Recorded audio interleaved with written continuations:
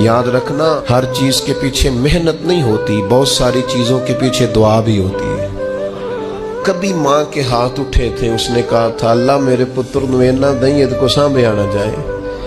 कभी बाप ने कहा था कि इसने मेरी खिदमत की है, भूखा नहीं मरेगा कभी भी। वो कभी जो इल्तजा है, वो दुआ है, वो जो बरकत है तुम्हारे घर में, वो जो बूढ़ों के साथ तुम्हारा रवैया आला तरीन होना चाहिए, उस पर यार नए सिरे से गौर करने की जरूरत पड़ गई है। बुजुर्ग कोनों में बैठ के कहते हैं, नुक्करों में बैठ के कहते हैं, मैनू पुछदे नहीं,